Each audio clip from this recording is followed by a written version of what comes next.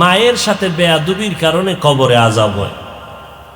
নবী বললেন, মা বেঁচে আছে কিনা খবর নাও, খোঁজ দিয়ে দেখে মা এখনো বেঁচে আছেন। বলে মাকে ডেকে আনো। মাকে খবর দিয়ে নিয়ে আসা হলো।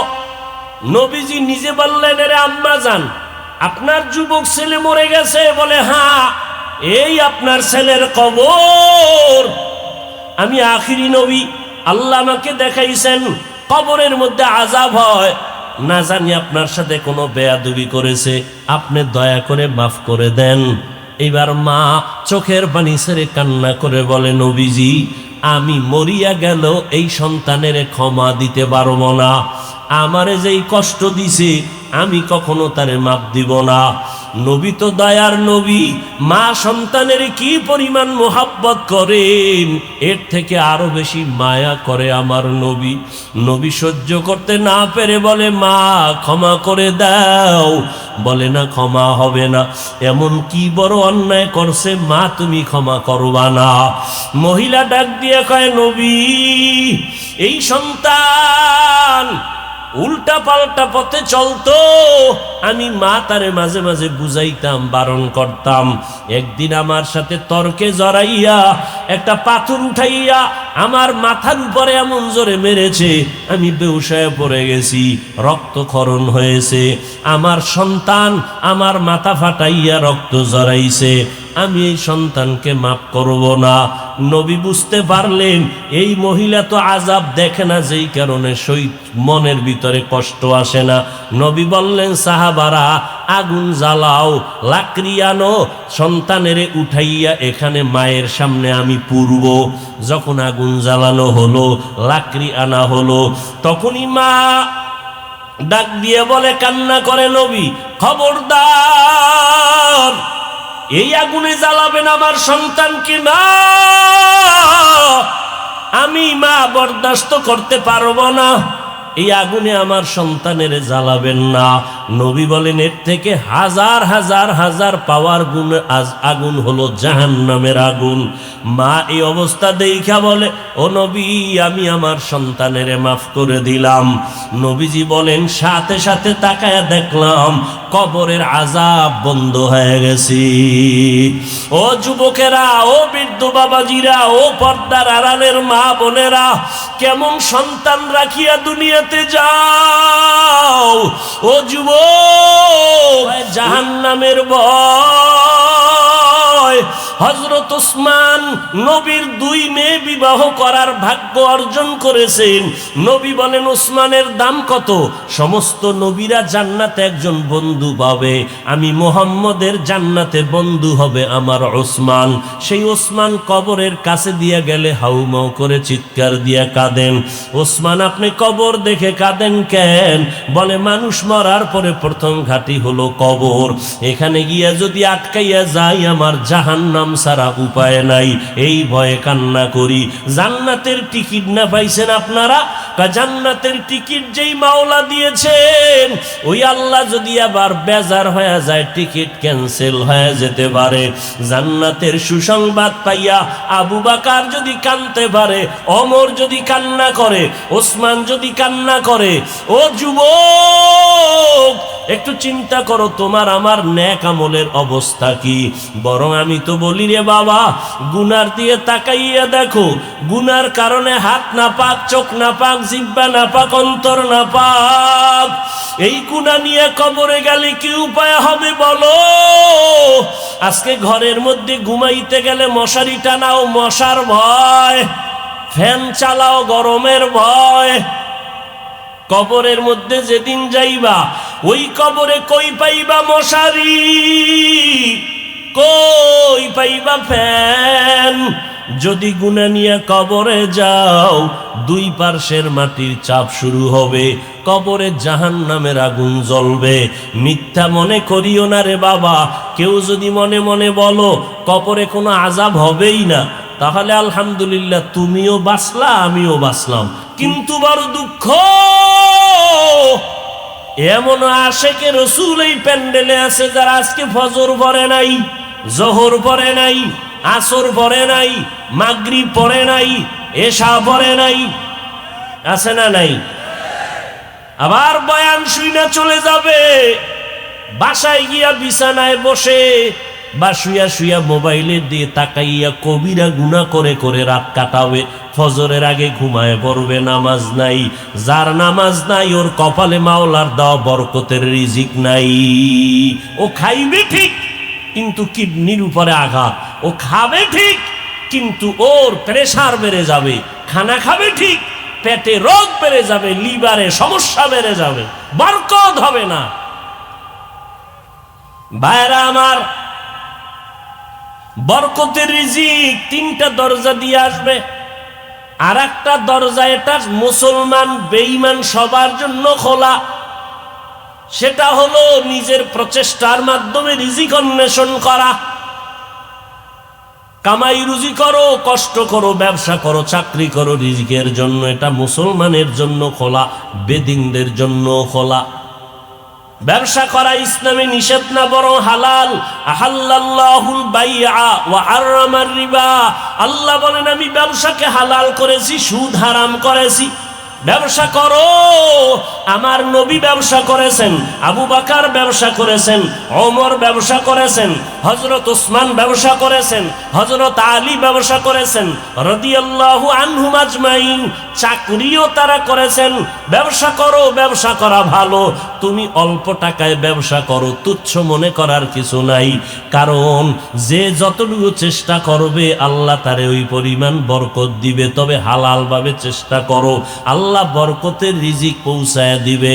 কিন্তু মুসলমান এই চেষ্টার রাস্তায় পড়িয়া ওই যে তিনটা বরকতের দরজা আছে এটারে ছাড়িও না।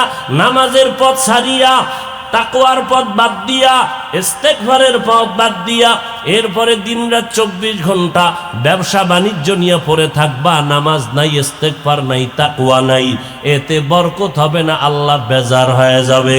ও যুবকেরা, ও বৃদ্ধ বাবাজি, পর্দার আড়ালের মা বোনেরা, আজকে আপনারা বয়ান তো সবই জানেন, এখন বাকি রইল আমলের, বাকি রইল মানার। আপনি আজকে নামাজ পড়তে মজা পান না, নামাজ পড়তে গেলে একটু কষ্ট কষ্ট মনে হয়, অথচ আজকে এই বয়ানগুলো সারা দুনিয়ার মুসলমানকে করার পরেও মুসলমান বয়ানের পরে আবার বয়ানটা পকেটে ঢুকাইয়া উল্টা পাল্টা পথে যায়। অথচ একটা বিধর্মী পর্যন্ত দেখো আমাদের মুসলমানের মসজিদের কিনারা দিয়া গেলেও মাথা নত করে হেঁটে যায়। ইন্নাস সালাতা তানহা আনিল ফাহশাই ওয়াল মুনকার ওয়ালা যিকরুল্লাহি আকবার। আল্লাহ তাআলা চ্যালেঞ্জ করে বলেন, হে মানুষ, নামাজ মানুষকে পাপের জগৎ থেকে মুক্ত করে দিবে, পবিত্র বানায় দিবে নামাজ। আর নামাজ হলো আল্লাহ পাকের স্মরণের মধ্যে শ্রেষ্ঠ জিকির বা শ্রেষ্ঠ স্মরণ। নামাজ যার যত সুন্দর তার আমল তত সুন্দর। নামাজ যদি ঠিক মতো বান্দা 5 ওয়াক্ত নামাজ পড়ো, আল্লাহ তাআলা বলেন আমি কুদরতি জিম্মায় পবিত্র রিজিক তার ঘরে পৌঁছাইয়া দিব। গর তাওয়াক্কুল মি কুনি হর সুবহ শাম, মেরা সানাদ রিস্তে তু আজলা মাকাম জুজবা হকচি জে মখা আজ ইনসুজা ফজলে উ আমস্তে দর জুমলা জাহা। কুকুরেও খায়, জঙ্গলের ভেতরে হাজার প্রাণী, আজও পর্যন্ত কোনো প্রাণী না খাইয়া মরে যায় নাই। সমুদ্রের ভেতরে প্রাণীর অভাব নাই, বড় বড় সমুদ্রের নীল তিমি আছে, নীল তিমি। এক একটা নীল তিমির দৈনিক খানার তালিকা হলো 1000 কেজি চিংড়ি মাছ। এরকম নীল তিমি একটা, অনেক, কোনো মাছ না খেয়ে মরে যায় নাই। আল্লাহ পাক বলেন যদি আমি সমুদ্রের মাছের খানা দিতে পারি, জঙ্গলের প্রাণীদের দিতে পারি, সকালবেলা একটা ডানা মেলে পাখি খোলা আসমানে উড়া শুরু করে, সারাদিন উড়িয়া সন্ধ্যাবেলা পেট ভরে বাচ্চার খানা নিয়ে বাসায় হাজির হয়। দুনিয়ার সমস্ত প্রাণীরা যদি খানা পায়, গর্তের পিপিলিকাও খানা খাইতেছে, না খেয়ে মরে না। আল্লাহ বলেন, আমি সমুদ্রের মাছের শ্রেষ্ঠ বানাই নাই, জঙ্গলের প্রাণীরে শ্রেষ্ঠ বানাই নাই। আমি আল্লাহ একমাত্র মানব জাতিকে সৃষ্টির শ্রেষ্ঠ মর্যাদা দিলাম।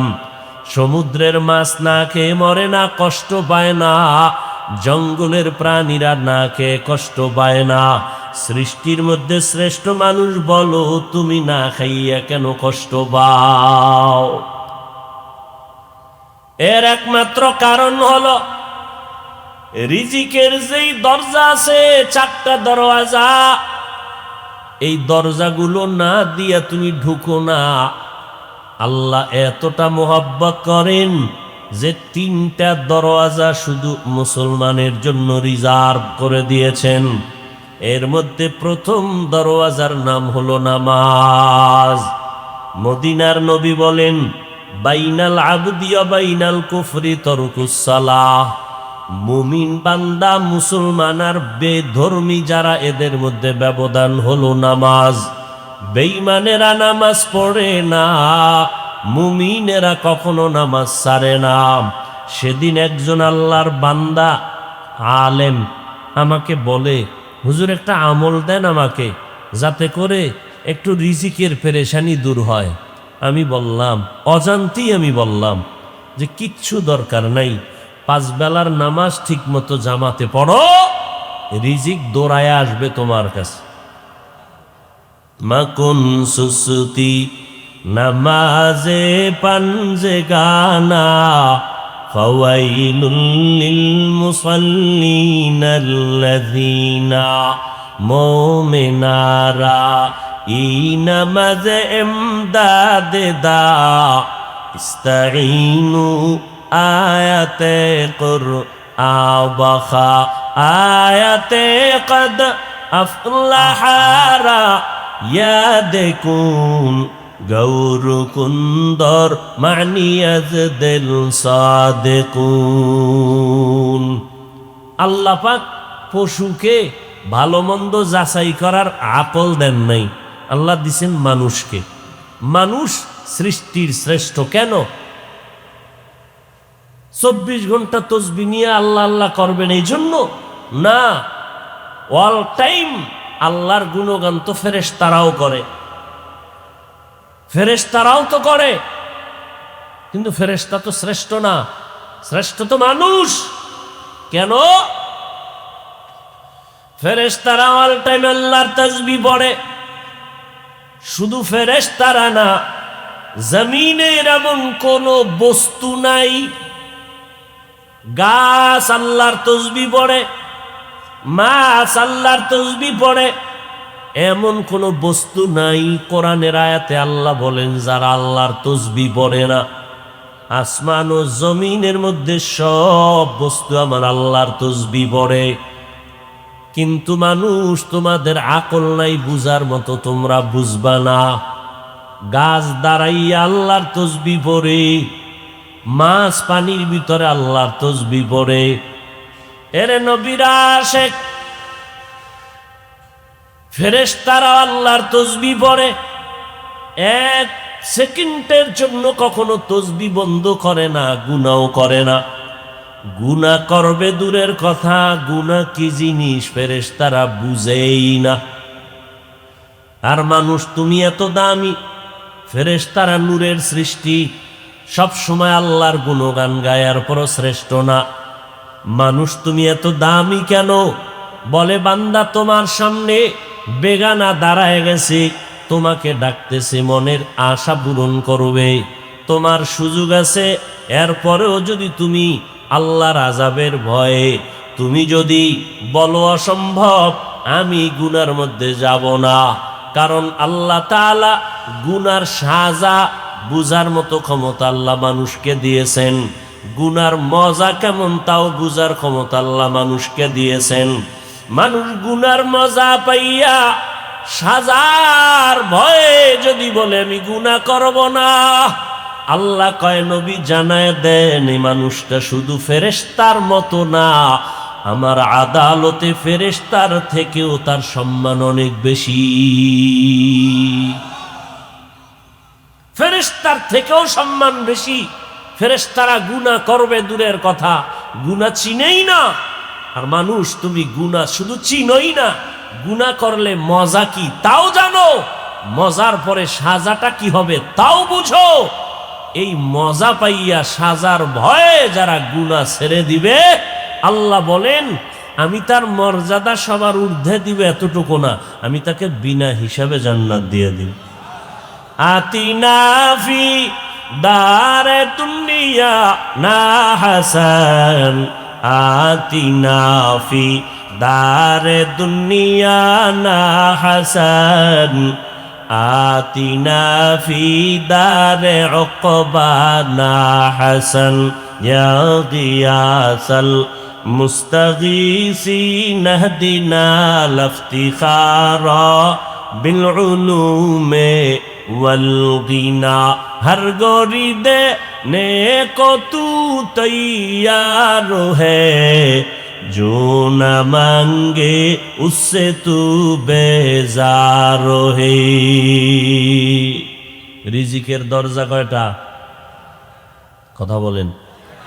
এর মধ্যে 3টে মুসলমানের জন্য রিজার্ভ, কিন্তু বেঈমানেরা রিজিকের জন্য যেই রকম পাগলামি না করে, মুসলমানেরা তার থেকে বেশি খাই খাই জিন্দেগির জন্য ভাগো। কারণ খাইতে গিয়ে আল্লাহ যা দিছে কয় এতে আমার হয় না, পাইয়াও বলে পাইলাম না, খেয়েও বলে খাইলাম না, শান্তির মসনদে বসেও বলে শান্তি নাই। এর একমাত্র কারণ তুমি দরজা ছাড়া অন্য দরজায় ঘুরলে জীবন ভর কষ্ট পাবা, রিজিক আসবে না। 1 নাম্বার দরওয়াজার নাম নামাজ। আজকে মুসলমানের মধ্যে নামাজের কোনো এহতেমাম নাই। অনেকে নামাজ পড়ে না, মুসলমান দাবি করে, আর একদল মুমিনেরা নামাজ পড়ে গুনাহ ছাড়ে না। নামাজ পড়িয়া মিথ্যা কথা বলে, নামাজ পড়ে অন্যের হক নষ্ট করে, নামাজ পড়ে মা বাবার সাথে খারাপ আচরণ করে, নামাজ পড়িয়া ভাইয়ের হক মেরে খায়, বোনের হক মেরে খায়, নামাজ পড়ে মাপের মধ্যে ভেজাল দেয়, আছে না নাই? কারণ কি? অথচ আল্লাহ কোরআনে চ্যালেঞ্জ করেছেন, নামাজ সমস্ত পাপের থেকে ফিরাবে, পবিত্র বানাবে নামাজ। আল্লাহ চ্যালেঞ্জ দিয়েছেন। প্রশ্ন বড় জটিল, আল্লাহর গোলাম মুসলমান দাবি করে কেন নামাজ পড়ে না, আর নামাজিরা কেন গুনাহ ছাড়ে না? তো আল্লাহর ওয়াদা গেল কই? আল্লাহর তো ওয়াদা, চ্যালেঞ্জ করা ওয়াদা, নামাজ পড়বে তো জীবনে গুনাহ করবে না। অথচ আমাদের সমাজের মানুষ নামাজ পড়ে আরো মারাত্মক বেশি বেশি অন্যায় করে, নামাজের ভিতরেই বড় অপরাধ করে, অন্তর দিয়া, চোখ দিয়া, হাত দিয়া নামাজের মধ্যে অন্যায় করে, নামাজের আগে পরে অন্যায় করে, প্রত্যেকটা কাজের মধ্যে অন্যায় করে। অথচ নামাজ হলো বান্দা তোমার আসল রিজিকের দরওয়াজা। 5 বেলার নামাজ ঠিকমতো বা জামাত আদায় করো তাকবীরুলার সাথে, আল্লাহ ফেরেশতার মাধ্যমে রিজিক তোমার ঘরে পৌঁছায় দিবে। কোটি টাকার মধ্যে বরকত নাই, আল্লাহ যদি অল্প দেয় এর ভেতরে অনেক বরকত। আমরা নামাজ পড়িয়ার পরও কেন রিজিকে কষ্ট পাই? এরপরও কেন ব্যবসায় এত ঝামেলা, এত পেরেশানি? এর একমাত্র কারণ, যেইভাবে নামাজ আদায় করা দরকার ওইভাবে আমরা নামাজ পড়ি না। এ বিষয়ে যদি শুধু আলোচনা করি নামাজ নিয়ে রাত পার হয়ে যাবে। নামাজটা যেইভাবে পড়া দরকার পড়ি না। সেম ঘটনা রসুলের যুগে একজন নব মুসলিম নবীর হাতে কালেমা পড়ে মুসলমান হয়ে গেলেন। নবী বললেন, ঈমান আনার পরে প্রথম কাজ হলো নামাজ। অনব মুসলিম, আপনি সময় মতো কমপক্ষে 5 বেলার নামাজ আদায় করবেন। আল্লাহর বান্দা নতুন মুসলমান সময় মতো নামাজ আদায় করে, কিন্তু আশ্চর্য, নামাজ পড়িয়া বাইরে গিয়া অপরাধ করে। আল্লাহর নবীর কাছে কয়েকজন সাহাবা তার ব্যাপারে অভিযোগ পেশ করলেন, পয়গম্বর, অমুক মুসলমান নতুন মুসলমান হইয়া নামাজ পড়ে বাইরে গিয়া গুনার কাজও করে। নবীর আদত ছিল, অভ্যাস, একটা অভিযোগ শোনা মাত্রই প্রতিবাদ করতেন না, কোনো আওয়াজ দিতেন না। একটার উপরে 3 বার যখন আসতো কথা, এরপরে নবী জবান মোবারক খুলে একটা কথা বলতেন। একবার অভিযোগ দিল, নবী চুপ, কিছু বললেন না। কিছুদিন পরে আবার একই অভিযোগ। পয়গম্বর, নতুন মুসলমান কালেমা পড়ে নামাজ পড়ে আবার বাইরে গিয়া অপরাধ করে। নবী এবারও চুপ হয়ে গেলেন, কোনো কথা বললেন না। তৃতীয়বারে সাহাবায়ে কেরাম আবার একই অভিযোগ দিলেন, ইয়া রাসূলুল্লাহ, একজন নতুন মুসলমান মসজিদে নববীর মধ্যে নামাজ পড়ে আবার বাইরে গিয়া অন্যায় করে। কয়বার হলো অভিযোগ? 3 বার। এবার রহমতের নবী কয়, আপনারা সাহাবায়ে কেরাম নব মুসলিম রে কিছু বলবেন না। ওর নামাজ যেদিন ঠিক হয়ে যাবে, ওই দিন সে গুনাহমুক্ত হয়ে যাবে। তাহলে বুঝা গেল, নামাজ যা পড়তেছে, নামাজ ঠিক মতো পড়ে না, বা যেইভাবে পড়া দরকার ওভাবে নামাজ পড়ে না। আমরা নামাজ পড়ি ঠিকই, নামাজটা যেইভাবে পড়লে আল্লাহ খুশি হবেন ওভাবে পড়ি না। নামাজ পড়তে যাই, চেয়ারম্যান সাহেব যদি আপনাকে ডাকেন 1 ঘন্টার জন্য আসো, তোমাকে পুরস্কার দেয়া হবে, যেভাবেই থাক দ্রুত গোসল করে পরিপাটি হইয়া নতুন পোশাক পরে যাবে। চেয়ারম্যান সাহেব ডাকছেন। জমিনের মধ্যে শ্রেষ্ঠ জায়গা আল্লাহর ঘর। পৃথিবীর মধ্যে মসজিদের মতো শ্রেষ্ঠ জায়গা আর নাই। ওই জায়গায় আল্লাহর বান্দা যারা যায় তারা আল্লাহর মেহমান। কার মেহমান?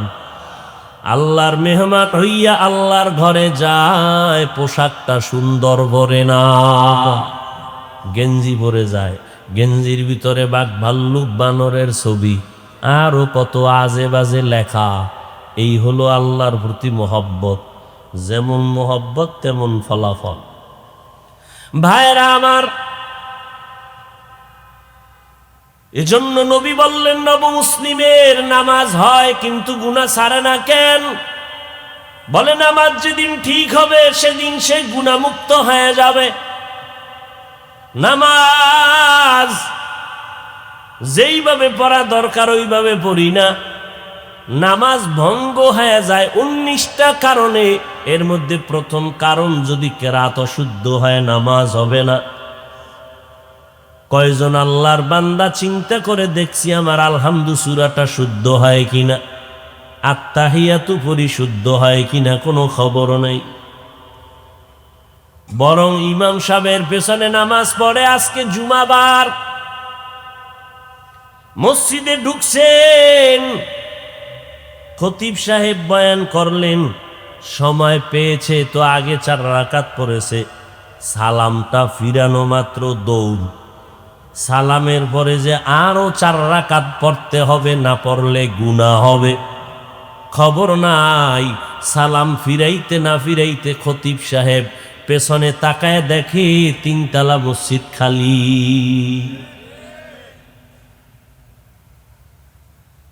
আপনাদের দেশে এই সিস্টেম নাই? জুমার নামাজে এত মুসল্লি, হ্যাঁ, মসজিদের ছাদ ভর্তি হয়ে গেল, চলাচলের পথ বন্ধ, এত মানুষ। কমিটির সভাপতি সেক্রেটারি বলেন, এই মুসল্লি সাহেবরা টাকা বাড়ায় দেন, জায়গা বাড়াতে হবে, মুসল্লি বেড়ে গেছে। এত মুসল্লি জুমার সময় এরা কোথার থেকে আসলো?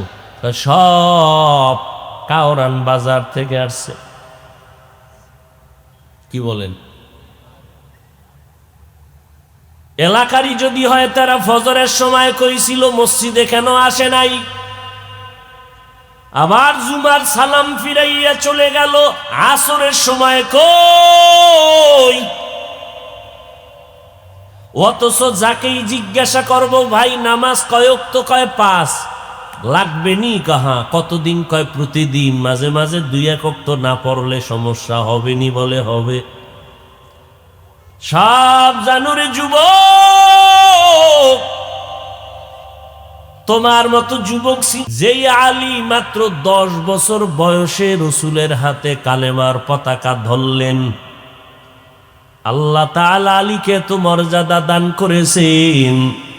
একজনে জিজ্ঞাসা করে, আলী তুমি যে সেজদা করো মাওলারে আল্লাহরে করো, বলো তুমি সে আল্লাহরে কোনো দিন দেখছনি? হযরত আলী ডাক দিয়া কয়, আমি এমন আল্লাহর ইবাদত করি না যে আল্লাহরে আমি দেখি না।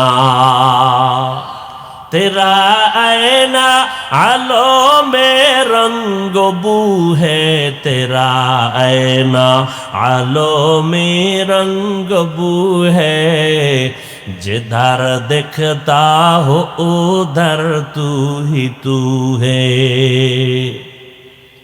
আমার তেলাওয়াতকৃত আয়াত আল্লাহ বলেন, সাহায্য প্রার্থনা করো, কারণ তুমি দুর্বল। খানার বেলায় দুর্বল, ঘুমের বেলায় দুর্বল, হাঁটার বেলায় দুর্বল। এরে আল্লাহর গোলাম, আমি তো বলি যে যত টাকাওয়ালা সে তত বেশি দুর্বল, যে যত বড় ধনী সে তত বড় দুর্বল। কি?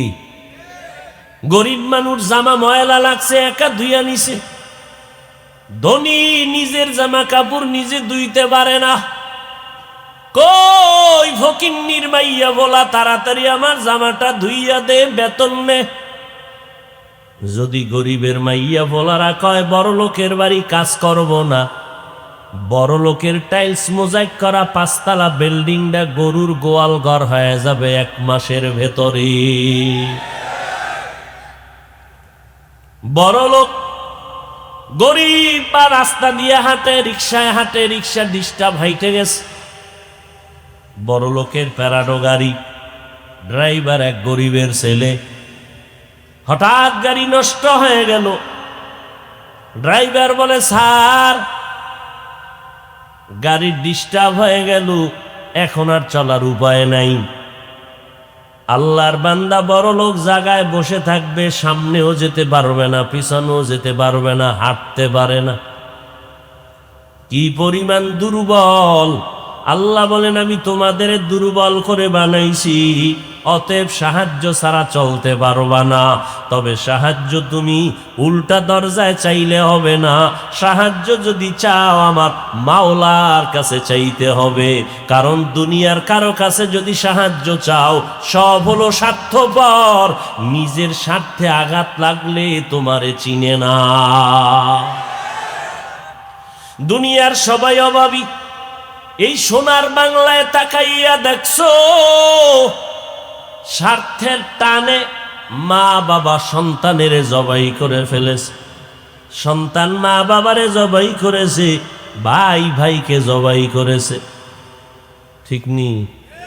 এই ঘটনা ইন্ডিয়ায় না বাংলাদেশে? এরে আল্লাহর গোলাম, দুনিয়াতে স্বার্থ ছাড়া কেউ নাই।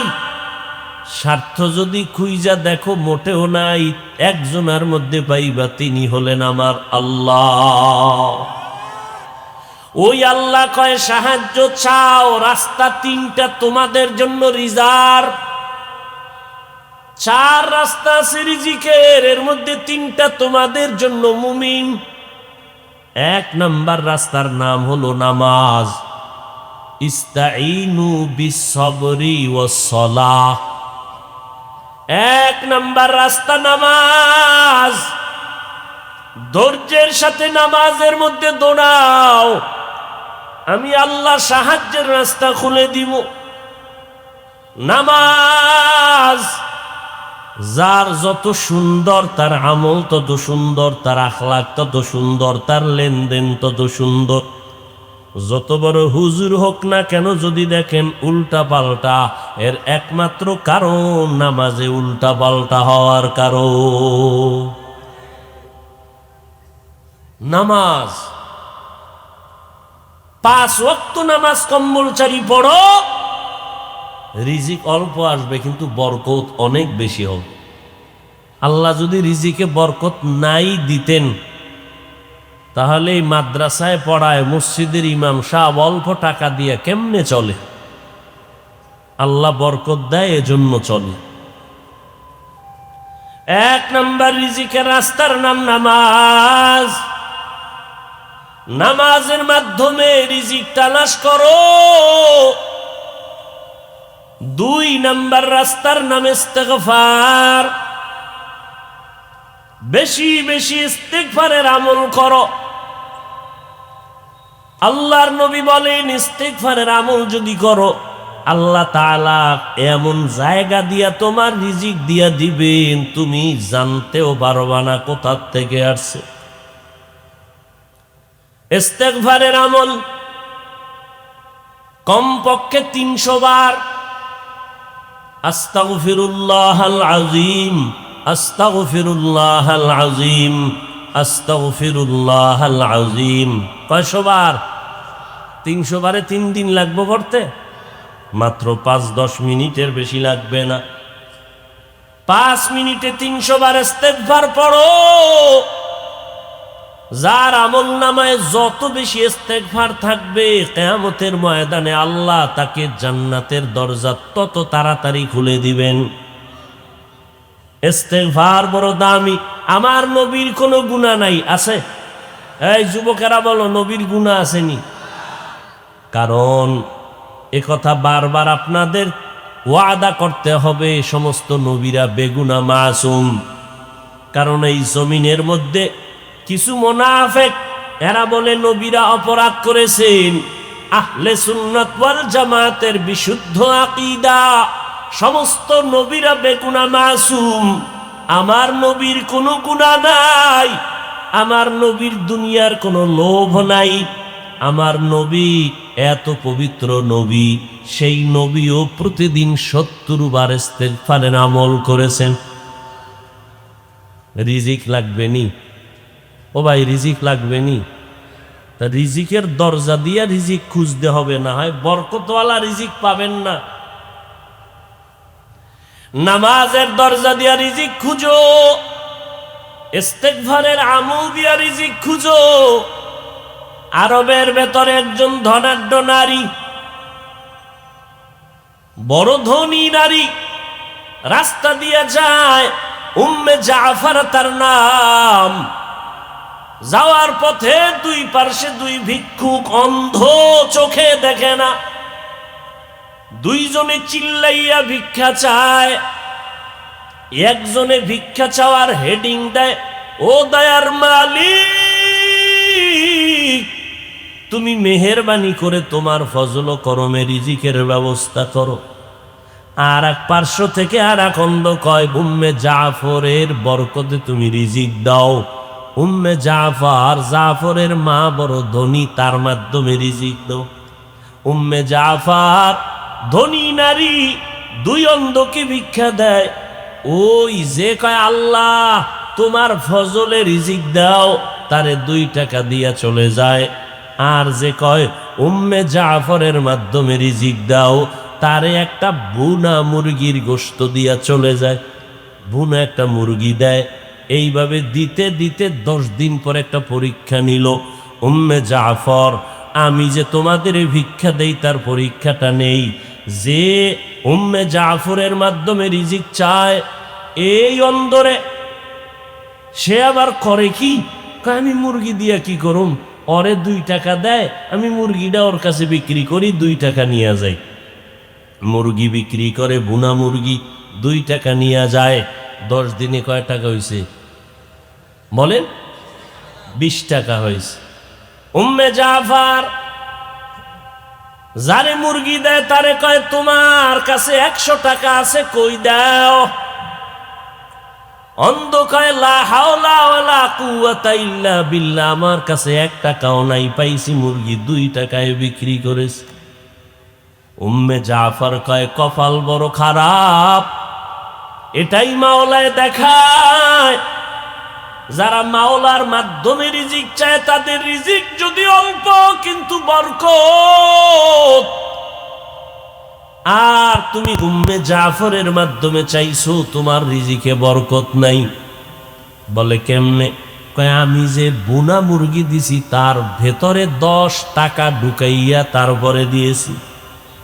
কয় টাকা ঢুকাইয়া দিছি? তুমি 2 টাকার লোভে মুরগিটা বিক্রি করেছো, ও 10 দিনে 10টা মুরগিও পেয়েছে, 100 টাকাও পেয়ে গেছে।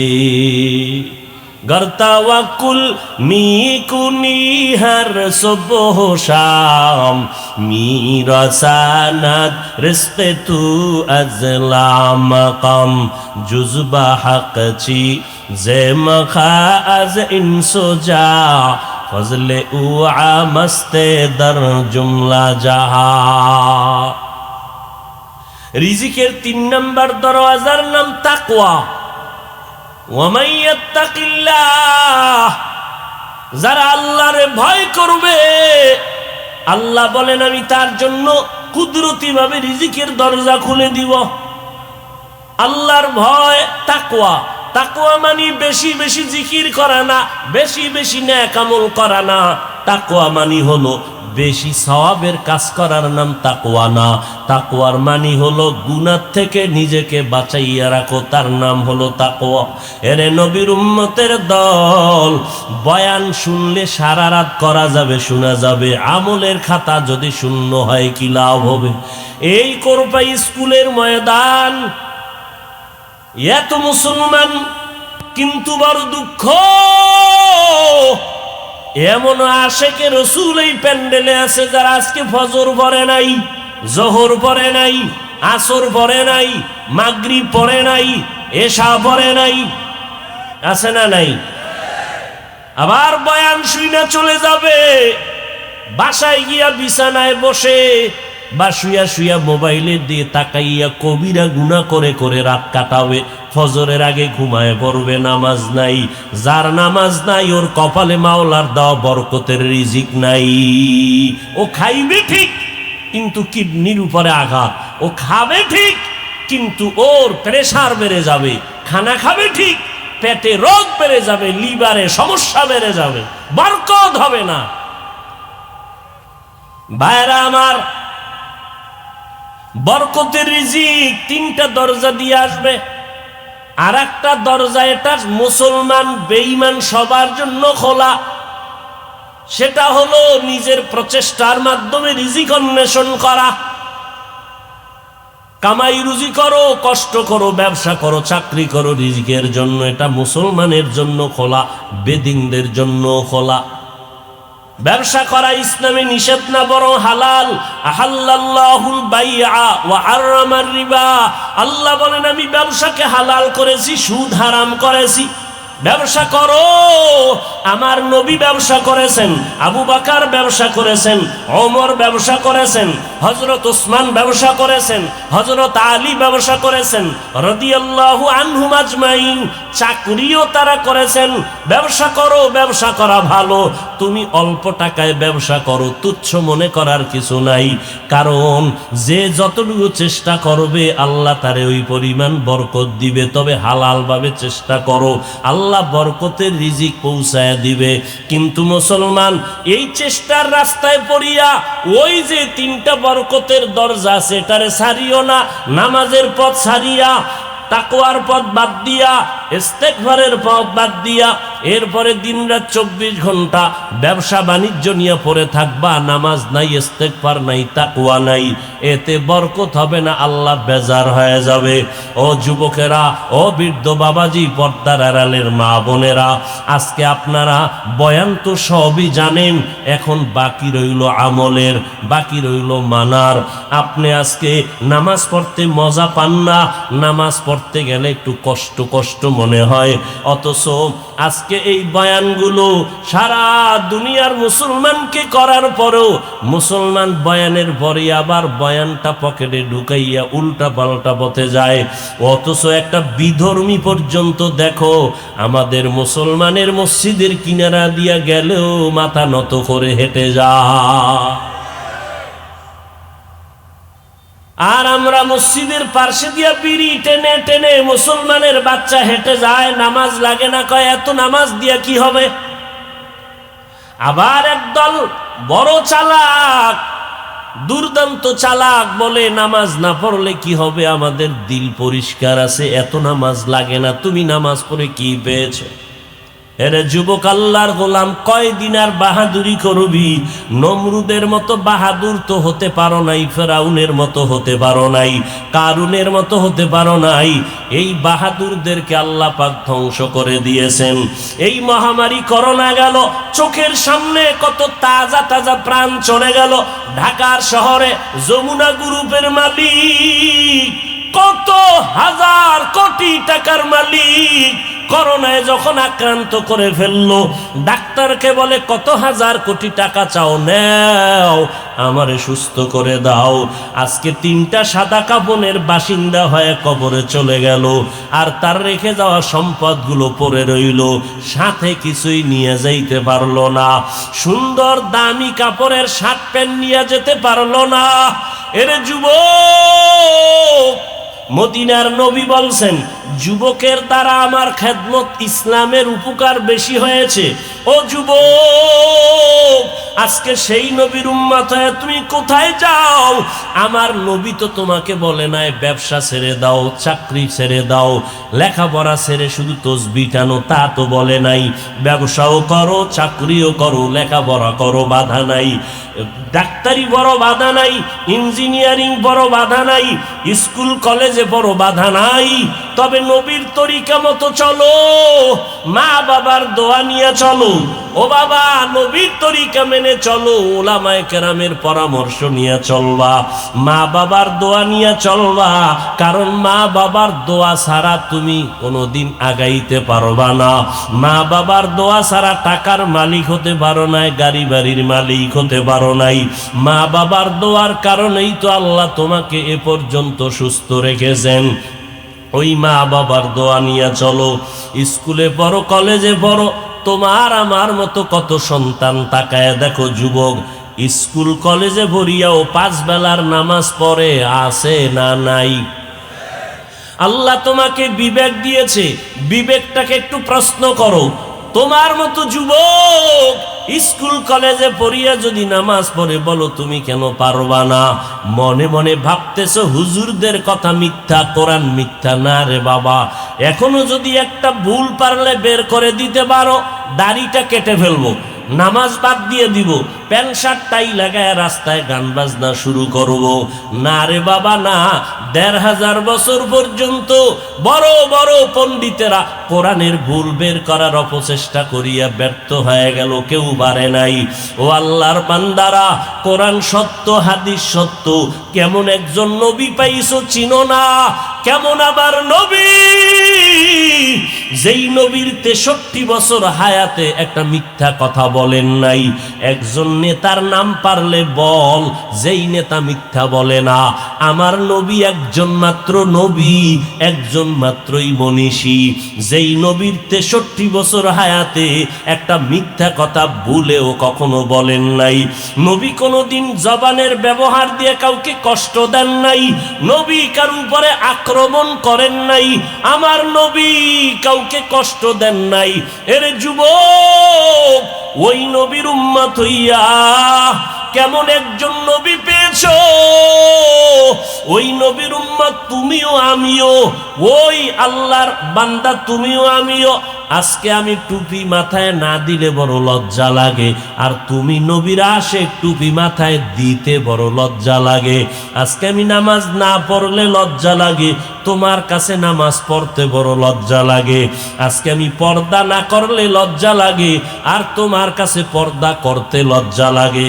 তুমিও মুসলমান, আমিও মুসলমান, তোমার আল্লাহ আমার আল্লাহ এক, তোমার নবী আমার নবী এক, তোমার কাবা আমার কাবা এক, তোমার কোরআন আমার কোরআন এক, তোমার আবার ধর্ম এক। যেদিন বিদায়ের ঘন্টা বাড়ি পড়ে যাবে, ওই দিন কে হুজুর, কে মূর্খ, কে আলেম, কে ইমাম, কে মুক্তাদি, কে এমপি, কে মন্ত্রী, কোনো ভেদাভেদ থাকবে না। হাফিজুর রহমানেরও 3টা সাদা কাফন, রিক্সা ড্রাইভারেরও 3টা সাদা কাফন, এমপি সাহেবের সম্মানে একটা কাফন কেউ বাড়াইয়াও দিবে না, রিক্সা ড্রাইভার গরিব হওয়ার কারণে একটা কাফন কেউ কমাইয়াও দিবে না। ওই কাফনে যখন ডুববা, সেদিন আর লেখা থাকবে না কোন লাশ এমপি সাহেবের, কোন লাশ বড় হুজুরের, লেখা থাকবে কাফনে, সব একাকার হয়ে যাবে। কবরের সাইজও হবে সমান। ওই কবরে শোয়াইয়া দিয়া, পাড়াইয়া মাটি দিয়া সবাই যখন চলে যাবে, সবার বেলায় 3টা প্রশ্ন করা হবে। আমাকেও যেই 3টা প্রশ্ন করা হবে, আপনাকেও একই প্রশ্ন করা হবে। আপনি কয় টাকার মালিক জানবে না, জিজ্ঞাসা করবে না। আপনি কোন পীর সাহেবের মুরিদ জিজ্ঞাসা করবে না। আপনি কোন দলের নেতা, প্রশ্ন 3টা সবার বেলায় সমান। রবের পরিচয় দাও, ধর্মের পরিচয় দাও, রহমাতুল্লিল আলামিনের পরিচয় দাও। নবী বলেন এই 3টা প্রশ্নের জবাব যারা দিতে পারবে, তাদের কবর হবে জান্নাতের টুকরা, আর যারা দিতে পারবে না, তাদের কবর হবে জাহান্নামের গর্ত। কারা পারবো? আমরা হুজুরেরা? গ্যারান্টি নাই। কারণ আমি হুজুর হইয়া যদি গ্যারান্টিতে টিকিট পাইছেন 10 জন সাহাবা, 1 নম্বরে আবু বকর, 2য় ওমর, 3য় ওসমান, 4র্থ হযরত আলী, এরকম কয়জন? 10 জন সাহাবা। জান্নাতের টিকিট পাওয়ার পর আবু বকর নামাজে দাঁড়ায় কান্না করে। নবী বলেন কাঁদেন কেন? বলে হাসরের আযাবের ভয়। ওমরে ফারুক ঈদের দিন দরজায় তালা দিয়া কান্না করে। আবু হুরায়রা জিজ্ঞাসা করে কাঁদেন কেন? কয় জাহান্নামের ভয়। হযরত ওসমান নবীর 2 মেয়ে বিবাহ করার ভাগ্য অর্জন করেছেন। নবী বলেন ওসমানের দাম কত? সমস্ত নবীরা জান্নাতে একজন বন্ধু পাবে, আমি মুহাম্মদের জান্নাতে বন্ধু হবে আমার ওসমান। সেই ওসমান কবরের কাছে দিয়া গেলে হাউমাউ করে চিৎকার দিয়া কাঁদেন। ওসমান আপনি কবর দেখে কাঁদেন কেন? বলে মানুষ মরার পরে প্রথম ঘাটি হলো কবর, এখানে গিয়া যদি আটকাইয়া যাই আমার জাহান্নাম ছাড়া উপায় নাই, এই ভয়ে কান্না করি। জান্নাতের টিকিট না পাইছেন আপনারা? জান্নাতের টিকিট যেই মাওলা দিয়েছেন, ওই আল্লাহ যদি আবার বেজার হয়ে যায়, টিকিট ক্যান্সেল হয়ে যেতে পারে। জান্নাতের সুসংবাদ পাইয়া আবু বকর যদি কাঁদতে পারে, ওমর যদি কান্না করে, ওসমান যদি কান্না করে, ও যুবক একটু চিন্তা করো তোমার আমার নেক আমলের অবস্থা কি। বরং আমি তো বলি রে বাবা, গুনার দিয়ে তাকাইয়া দেখো, গুনার কারণে হাত না পাক, চোখ না পাক, জিহ্বা না পাক, অন্তর না পাক। এই গুনাহ নিয়ে কবরে গেলে কি উপায় হবে বলো? আজকে ঘরের মধ্যে ঘুমাইতে গেলে মশারি টানাও মশার ভয়, ফ্যান চালাও গরমের ভয়। কবরের মধ্যে যেদিন যাইবা, ওই কবরে কই পাইবা মশারি, কই পাইবা ফ্যান? যদি গুনাহ নিয়ে কবরে যাও, 2 পার্শ্বের মাটির চাপ শুরু হবে, কবরে জাহান্নামের আগুন জ্বলবে। মিথ্যা মনে করিও না রে বাবা। কেউ যদি মনে মনে বলো কবরে কোনো আযাব হবেই না, তাহলে আলহামদুলিল্লাহ, তুমিও বাঁচলা আমিও বাঁচলাম। কিন্তু কবরে গিয়া যদি দেখো বেনামাজির কবরে জাহান্নামের আগুন, বেপরদার কারণে আযাব, গান বাজনা শোনার কারণে আযাব, বলো তখন তোমার উপায় কি হবে, আমার উপায় কি হবে? একটু চিন্তা করো। আমার নবী জান্নাতুল বাকির মধ্যে ঘুরতেছেন, মদিনাতুল মুনাওয়ারার পার্শ্বে জান্নাতুল বাকি। নবী হঠাৎ করে সাহাবাদের ডাক দিলেন, এই সাহাবারা এদিকে আসো। এই যে একটা কবর দেখো, এটা একটা যুবকের কবর, ভিতরে যুবকের লাশ, আযাব হচ্ছে, দোয়া করো। আর এর মা বেঁচে আছে কিনা মাকে ডাকো। চোখ বন্ধ করলেন, আযাব কেন হয়? নবী জানলেন, আল্লাহ জানায় দিলেন, মায়ের সাথে বেয়াদবির কারণে কবরে আযাব হয়। সাহাবায়ে কেরামদের বললেন, জান্নাতুল বাকি বড় বরকতের কবরস্থান, যেখানে সাহাবায়ে কেরামের কবর। নবী বললেন, মা বেঁচে আছে কিনা খবর নাও। খোঁজ দিয়ে দেখে মা এখনো বেঁচে আছেন। বলে মাকে ডেকে আনো। মাকে খবর দিয়ে নিয়ে আসা হলো। নবীজি নিজে বললেন, এরে আম্মা জান, আপনার যুবক ছেলে মরে গেছে। বলে হ্যাঁ, এই আপনার ছেলের কবর। আমি আখিরি নবী, আল্লাহ আমাকে দেখাইছেন কবরের মধ্যে আযাব হয়। না জানি আপনার সাথে কোনো বেয়াদবি করেছে, আপনি দয়া করে মাফ করে দেন। এবার মা চোখের পানি ছেড়ে কান্না করে বলে, নবীজি আমি মরিয়া গেল এই সন্তানের ক্ষমা দিতে পারবো না। আমারে যেই কষ্ট দিছে আমি কখনো তারে মাপ দিব না। নবী তো দয়ার নবী, মা সন্তানের কি পরিমাণ মোহাব্বত করেন, এর থেকে আরো বেশি মায়া করে আমার নবী। নবী সহ্য করতে না পেরে বলে, মা ক্ষমা করে দাও। বলে না, ক্ষমা হবে না। এমন কি বড় অন্যায় করছে মা তুমি ক্ষমা করবা না? মহিলা ডাক দিয়ে কয়, নবী এই সন্তান উল্টা পাল্টা পথে চলতো, আমি মা তারে মাঝে মাঝে বুঝাইতাম, বারণ করতাম। একদিন আমার সাথে তর্কে জড়াইয়া একটা পাথর উঠাইয়া আমার মাথার উপরে এমন জোরে মেরেছে, আমি বেহুশ হয়ে পড়ে গেছি, রক্তক্ষরণ হয়েছে। আমার সন্তান আমার মাথা ফাটাইয়া রক্ত জড়াইছে, আমি এই সন্তানকে মাফ করব না। নবী বুঝতে পারলেন এই মহিলা তো আযাব দেখে না, যেই কারণে মনের ভিতরে কষ্ট আসে না। নবী বললেন, সাহাবারা আগুন জ্বালাও, লাকড়ি আনো, সন্তানেরে উঠাইয়া এখানে মায়ের সামনে আমি পুরব। যখন আগুন জ্বালানো হলো, লাকড়ি আনা হলো, তখনই মা ডাক দিয়ে বলে, কান্না করে, নবী খবরদার এই আগুনে জ্বালাবেন আমার সন্তানকে না, আমি মা বরদাস্ত করতে পারবো না, এই আগুনে আমার সন্তানের জ্বালাবেন না। নবী বলেন, এর থেকে হাজার হাজার হাজার পাওয়ার গুণ আগুন হলো জাহান্নামের আগুন। মা এই অবস্থা দেখা বলে, ও নবী আমি আমার সন্তানের মাফ করে দিলাম। নবীজি বলেন, সাথে সাথে তাকায়া দেখলাম কবরের আযাব বন্ধ হয়ে গেছে। ও যুবকেরা, ও বৃদ্ধ বাবাজিরা, ও পর্দার আড়ালের মা বোনেরা, কেমন সন্তান রাখিয়া দুনিয়াতে যাও।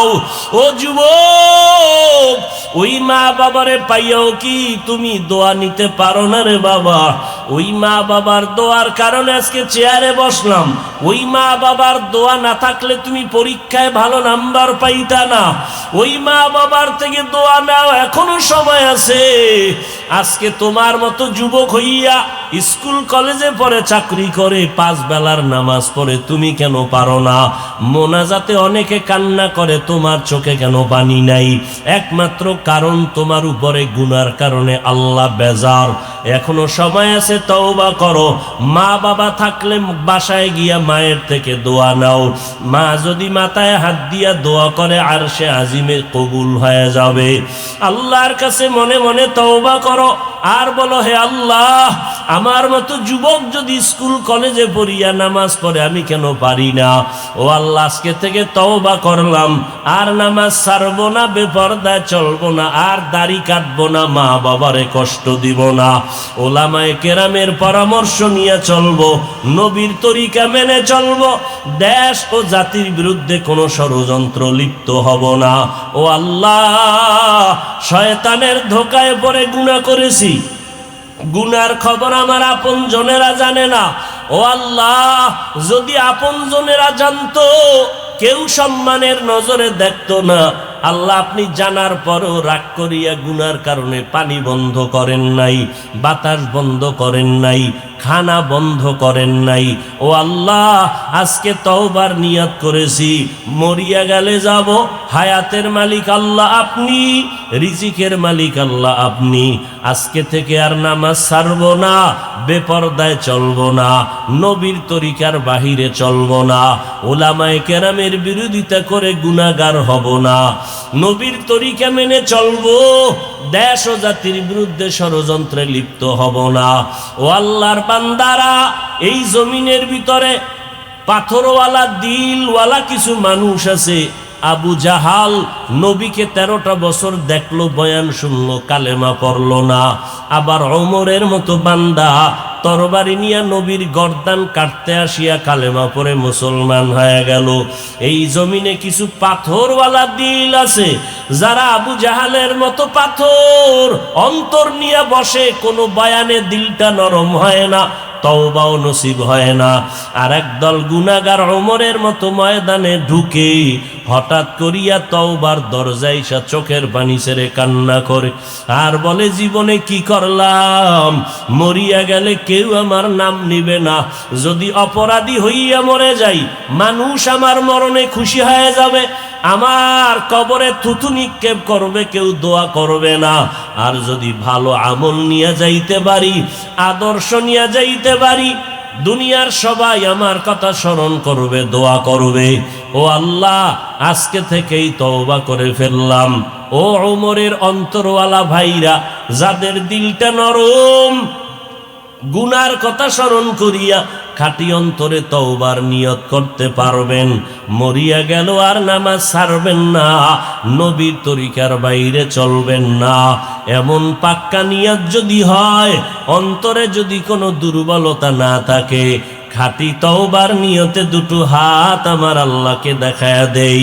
ও দয়ার মালিক, আমাদের হাতগুলো কবুল করে নেন, তওবা কবুল করে নেন, তওবার উপরে মজবুত হইয়া চলার তৌফিক দান করেন, আমিন। আলহামদুলিল্লাহি রাব্বিল আলামিন, ওয়াসসালাতু ওয়াসসালামু আলা সাইয়্যিদিল আমবিয়া ওয়াল মুরসালিন ওয়া আলা আলিহি ওয়া আসহাবিহি আজমাইন, ইয়া আরহামার রাহিমিন, ইয়া আরহামার রাহিমিন।